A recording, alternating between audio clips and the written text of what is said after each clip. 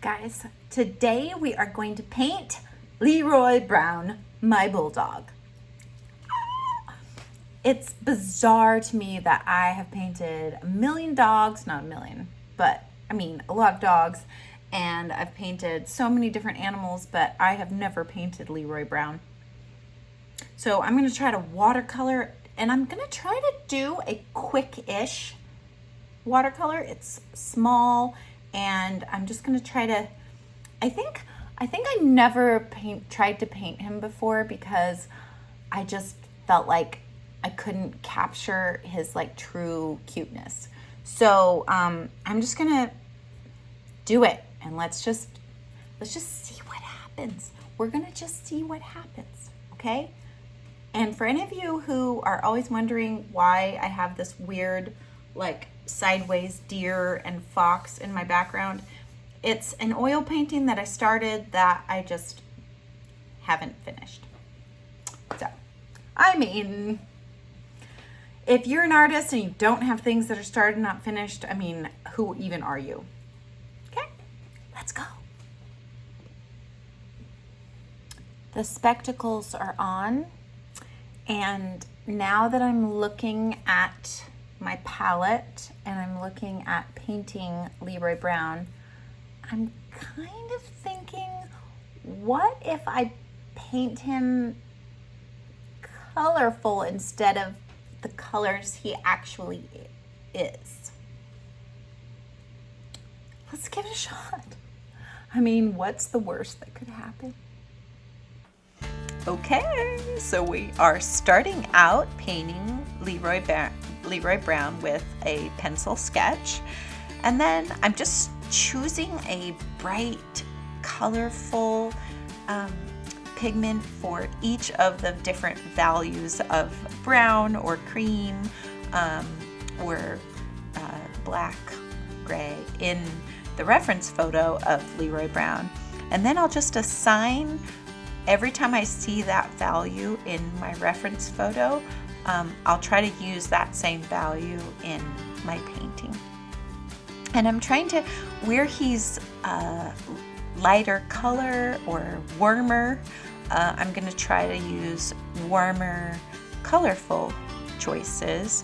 And then where he's darker, around his muzzle, around his chin, and of course his eyes and the underneath side of his ears, he's darker. So I'm going to try to use cool tones like blues and purples, just to sort of give that idea of it being dark.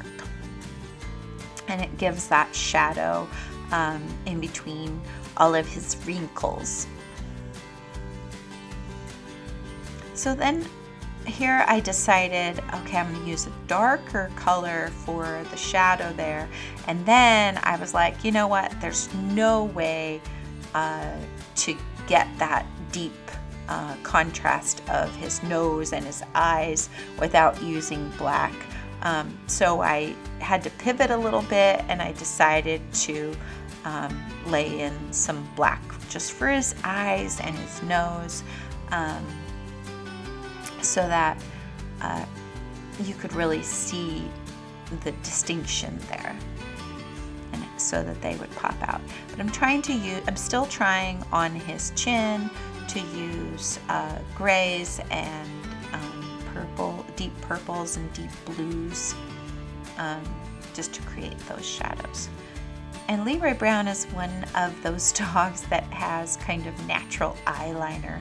The little fur around his eyes is dark, lining his eyes. So I tried to use a dark purple. With watercolors, as always, you have to layer on layer on layer, and that's what I'm doing here.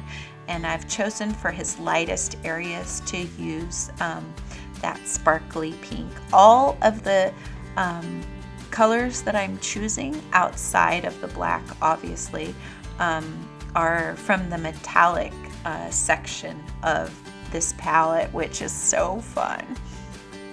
So it's kind of hard to tell from this one view when the painting's not moving or your eye isn't coming from one direction or another, and shifting, it's kind of hard to see the sparkle. But at the end, I will undo the tape and pick him up and sort of shift so you can see that he is indeed a sparkly bulldog. So now I'm just layering another layer of that purple to sort of deepen that pigment in his wrinkles and around his eyes. Anywhere where I originally had the purple, I'm just sort of glazing a second layer over so he can be wrinkly. Now I'm putting in the warmer tones for where he's brown.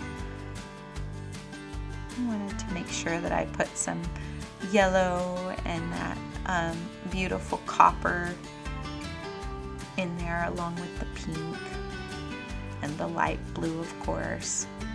Even though the light blue is a cool tone, I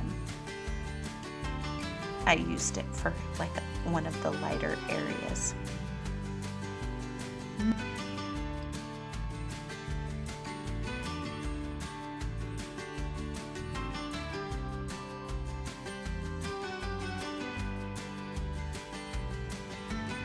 Here he is.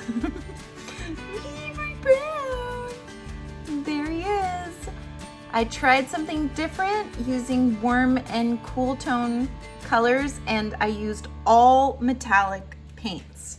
So I used all the paints from this glittery side to make Leroy Brown. I hope you enjoyed it. See you next time.